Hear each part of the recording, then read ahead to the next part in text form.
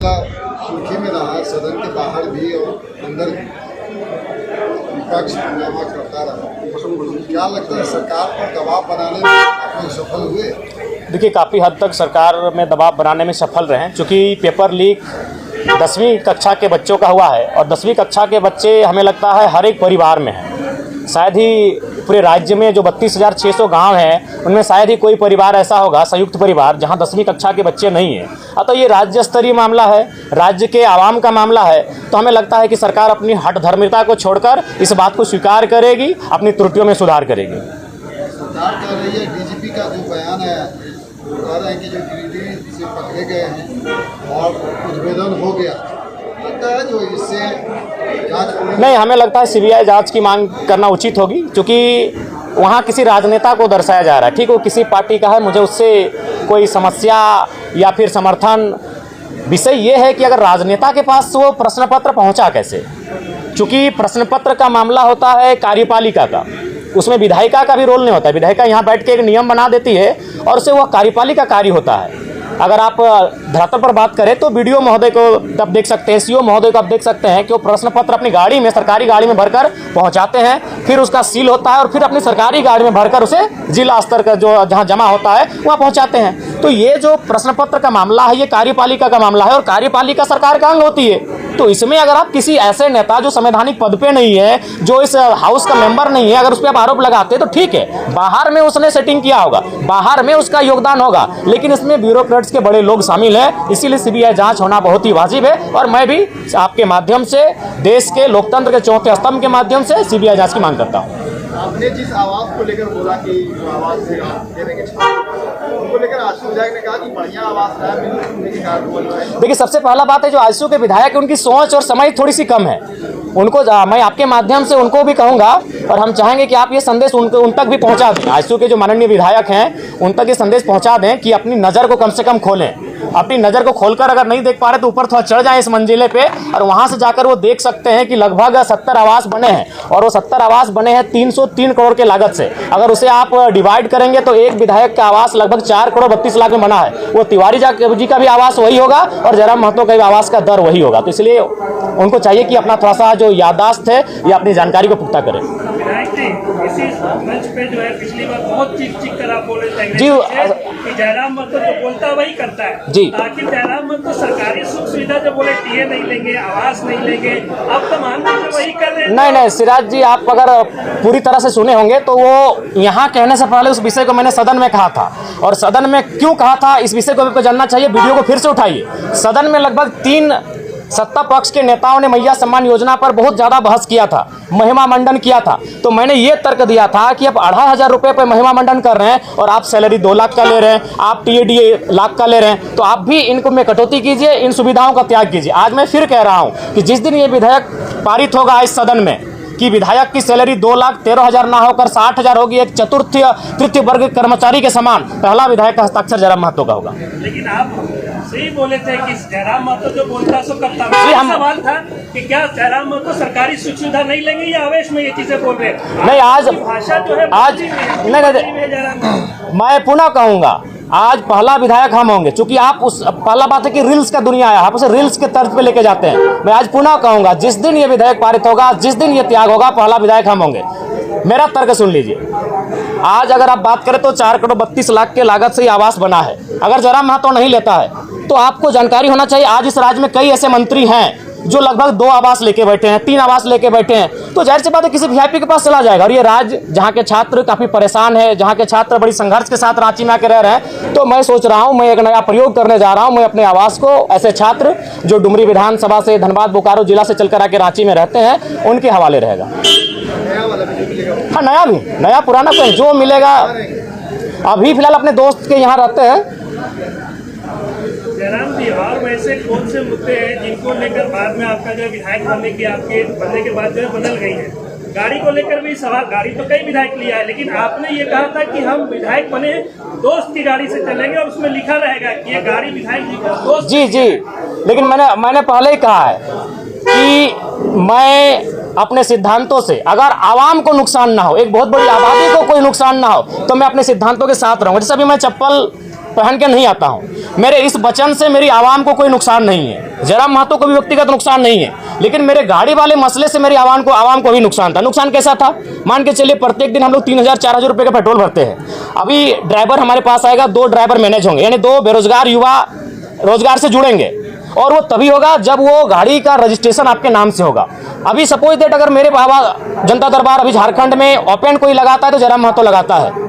आप प्रशंसा करें, हमारी बुराई करें, खिंचाई करें, अलग बात है, लेकिन जो चैलेंजिंग विषय है, मिट्टी में बैठ के कोई जनता, और उस समय बहुत सारी समस्याएं ऐसी आती है कि बाबू हमको 500 रुपये की मदद कर दीजिए, बाबू हमको हॉस्पिटल का मामला है, हमको दवाई घट गया है, तो अपनी हैसियत के अनुसार हम उसे उनका मदद करने का प्रयास करते हैं। तो अगर मान के चलिए सरकार से हमें 3 से 5 हज़ार रुपये का टीए आएगा और उसे अगर हम अपने उपयोग में लाएंगे तो हम फिलहाल जो पैसा तेल में खर्च कर रहे हैं वो मेरे पास बचेगा, और जो लोग मेरे जनता दरबार में इन छोटी छोटी समस्याओं को लेकर आ रहे हैं उनका समाधान हो पाने में हम सक्षम हो पाएंगे।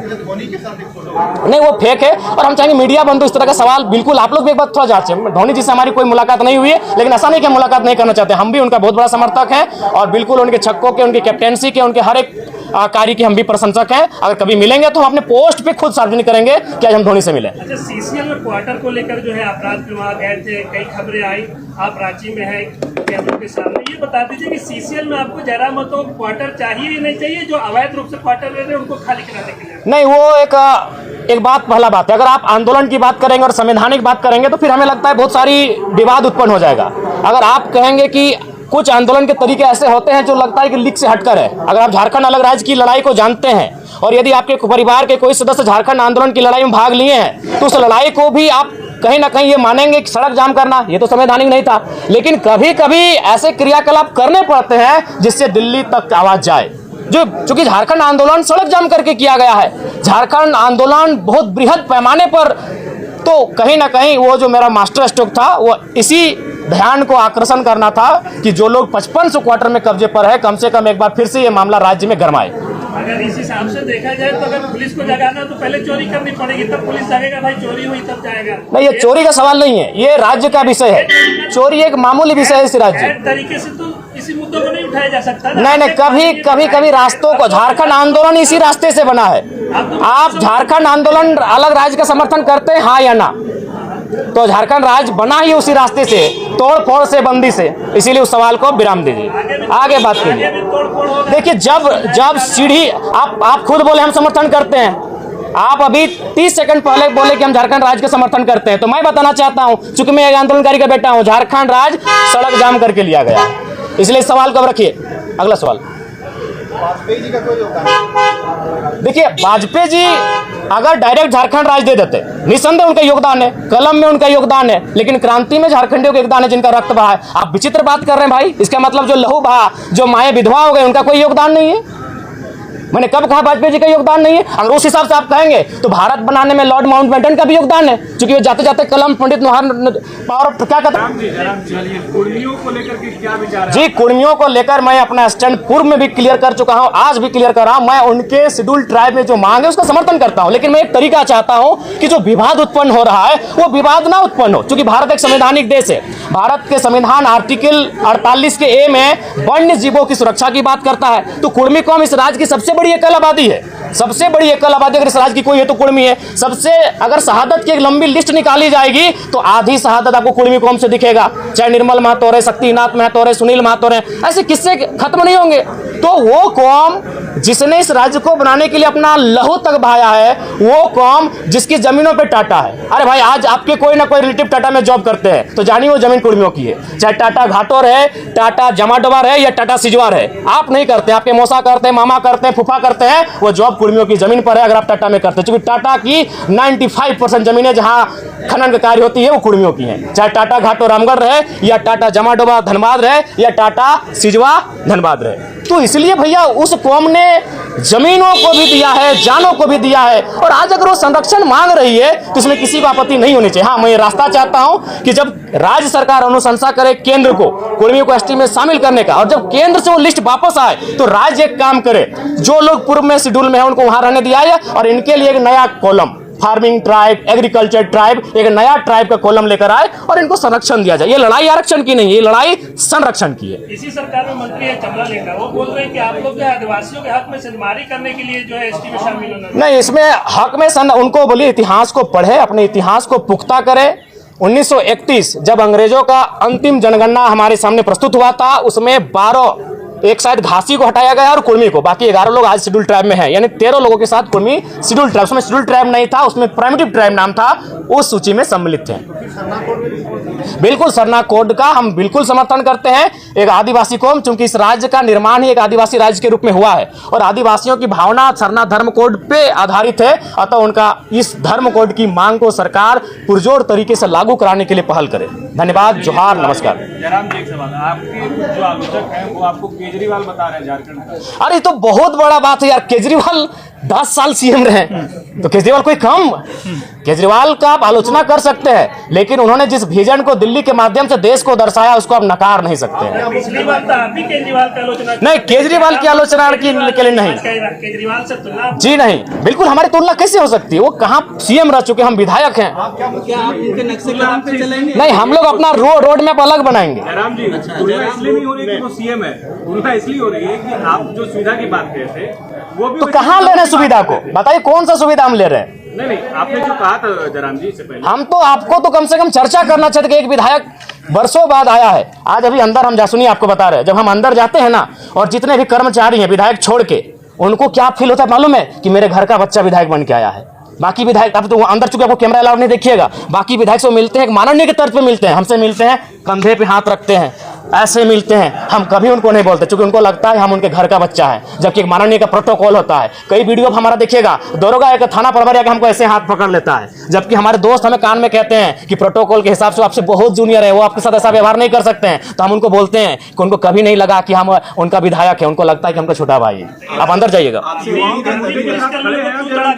वो चलेगा। जो लोग गलत है उनको माफ नहीं किया जा सकता है। जो हमने सिराज जी पहले कहा है कि जो ईमानदार है उनको नमस्कार है, जो गलत है उनका तिरस्कार है। पैमाना आपका कार्य है, आपका कार्य है। जिस सिराज जी, आप हमारे बहुत अच्छे मित्र हैं, भविष्य में रहेंगे कि नहीं रहेंगे वो अलग विषय है, लेकिन मित्र रहे हैं हमारे। अभी जो आपकी और हमारी एक बहस हुई थी, पूरी दुनिया ने देखा, पूरे भारत ने देखा, लेकिन आप स्वीकार कीजिए सिराज जी, आपने 23 वीडियो बनाया था, 23 का 23 हमारे नेगेटिव में बनाया था। क्यों भाई? एक नया लड़का जो विधायक नहीं बना है, क्या आप इस सवाल, ठीक है मीडिया है, लेकिन इतना तो किसी का नहीं, उन्होंने वीडियो बनाया था, सवाल नहीं पूछा था, हमसे नहीं पूछा था इन्होंने। नहीं सिराज जी, अब हमको बोलने दीजिए। सिराज जी, आपसे निवेदन है, माननीय से बड़े भाई सिराज जी, नेगेटिव वीडियो देखे, लेकिन क्यों? वही तो सवाल है, क्यों आपने सीरियल नंबर बनाया? नहीं, सीरीज बनाइए, वो क्यों देखेंगे? कोई नहीं देखेगा। सिराज जी सुनिए, वो चुनाव का समय था, नहीं वो चुनाव का समय था। जयराम जी, क्या नया सवाल, वो चुनाव का समय था। कोई नेगेटिव दिखाएगा तो नहीं, अब सवाल पूछना क्यों नेगेटिव? क्यों? हम विधायक हैं, आपके समर्थन, हम चुनाव जीते हैं। सिराज जी, जिस समय आपने मेरा वीडियो बना, सिराज जी, माननीय सिराज जी, विधानसभा में राज्यपाल का जो अभिभाषण है, जो विपक्ष जो है उसे झूठ का पुलिंदा बता रहा है, नहीं देखिए, क्या लगता है? नहीं देखिए, पूर्णता अगर विपक्ष, चूंकि विपक्ष में बैठे लोग भी काबिल हैं और राज्यपाल एक संवैधानिक पद होता है, उस पद की गरिमा है, उस अगर अभिभाषण को आप पढ़ते हैं तो कुछ विषय आपको लगेंगे हाँ ये ठीक ठाक है, लेकिन कुछ विषय ऐसा आपको लगेंगे कि ये धरातल पर है ही नहीं। तो कहीं ना कहीं कुछ त्रुटियां हैं उनमें, कुछ असत्यता है, इस बात को भी स्वीकार करना होगा। आज इस राज्य की जो आवश्यकताएं हैं, स्थानीय नीति अभिभाषण में कहीं जिक्र नहीं है। इस राज्य की आवश्यकता है सरना धर्म कोड, अभिभाषण में कहीं जिक्र नहीं है। इस राज्य की सबसे बड़ी आबादी ओबीसी, कहीं जिक्र नहीं है। आप वो कहते हैं कि ओबीसी को सशक्त करेंगे, कैसे? कई जिलों में आपने ओबीसी के आरक्षण को जिलावार में 0 कर दिया। ये कौन सा है? ये कौन सा भारत आप बना रहे हैं? कौन सा राज्य बना रहे हैं आप? महागठबंधन की सरकार है, महागठबंधन नारा देती है सामाजिक न्याय। उनसे पूछेगा सामाजिक न्याय का मतलब क्या होता है? सामाजिक न्याय का मतलब क्या होता है? जिसकी 54% आबादी है, आप उनको शून्य कर रहे हैं जिलावार बहालियों में। ठीक है, आप जो शेड्यूल ट्राइब है उनकी आबादी अनुमानित 26 है, आप 26 दे रहे, स्वागत है। शेड्यूल कास्ट उनकी आबादी 10 है, आप उनको 10 दे रहे हैं, स्वागत है। जो बच जाते हैं उनकी आबादी 10 है, आप उनको ईडब्ल्यूएस के नाम पे 10 दे रहे हैं, वो भी लगभग हिसाब से ठीक ठाक है। लेकिन ओबीसी जिनकी आबादी 54% उन्हें आप 14 दे रहे हैं। बताइए तो कौन सा सामाजिक न्याय है? महागठबंधन की सरकार है। तो ऐसे में अगर कोई सवाल करे कि ये राज्यपाल महोदय के द्वारा जो अभिभाषण पढ़ा गया इसमें सत्यता नहीं है तो बताइए कैसे नहीं लोग इस पर चर्चा करेंगे। बात करें 54% आबादी का आरक्षण कहाँ है। ठीक है, धन्यवाद। बहुत बहुत